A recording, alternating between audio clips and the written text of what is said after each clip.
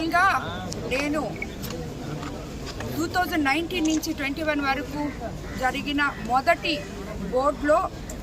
Board మెంబర్గా, main బోర్డులో purchase కమిటీలో మెంబర్గా ఉన్నాను. దాని తర్వాత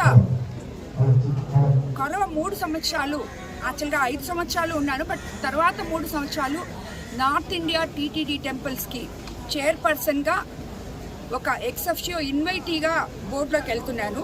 సో లాస్ట్ 3 సంవత్సరాలు బోర్డుతో ఏ విధమైనటువంటి సంబంధం లేదు నాకు. సంతకాలు కానీ, మేము డెసిషన్స్ తీసుకోవడం కానీ, దాంట్లో అంటే ఇక్కడ నార్త్ ఇండియా టీటీడీ చైర్పర్సన్గా ఉన్నప్పుడు బోర్డులో మనం ఏ కమిటీల్లో ఉండం. బట్ 19 నుంచి 21 వరకు మాత్రం ఆ 2 సంవత్సరాలు మొదటి బోర్డులో నేను మెంబర్గా ఉన్నాను, పర్చేస్ కమిటీలో ఉన్నాను. పర్చేస్ కమిటీ ఎంతవరకు అంటే నిన్న ఎవరో తెలియకుండా 5 సంవత్సరాలు నేను పర్చేస్ కమిటీలో ఉన్నాను అని కూడా అంటున్నారు. బట్ అది కరెక్ట్ కాదు. నేను 2 ఏళ్ళు ఉన్నాను, దాని తర్వాత లేను. బట్ పర్చేస్ కమిటీ ఎంతవరకు అంటే మనము అక్కడ కూర్చొని ఎంత ప్రొక్యూర్మెంట్ కావాలి, ఎవరు ఎన్ని టెండర్లు వచ్చాయి, దాంట్లో ఏది L1 వచ్చింది, ఇలాంటివి చూడడానికే పర్చేస్ కమిటీ. అంతకు మించి అది చూసి మళ్ళీ మేము మెయిన్ బోర్డు ముందు పెడతాం. ఒక 3, నేను, పార్థసారథి గారు, ఇంకొక 2 ఉన్నాము.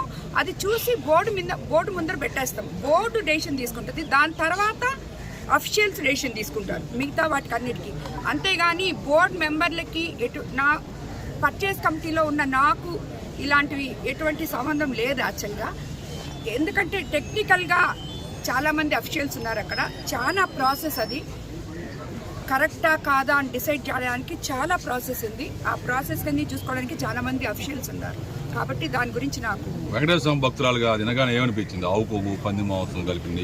ఏదైనా కానీ మన ప్రభుత్వం ప్రజల ప్రభుత్వం. చంద్రబాబు నాయుడు గారు దాని మీద ఎంక్వైరీ వేయించారు. ఆయన ఇప్పుడు ఒక రిపోర్ట్ ప్రజల ముందు ఉంచారు. తర్వాత మన గవర్నమెంట్ ఇప్పుడు సిట్ వేసింది. ఏది నిజమో ఏది కాదో మన ప్రభుత్వం రేపు ప్రజల ముందే పెట్టద్ది. అన్నీ ఆల్రెడీ పెట్టారు రిపోర్ట్ ద్వారా. ఇది కూడా రాబోయే రోజుల్లో సిట్ ద్వారా ఏమి జరుగుతుందో తెలుసుకుంటారు.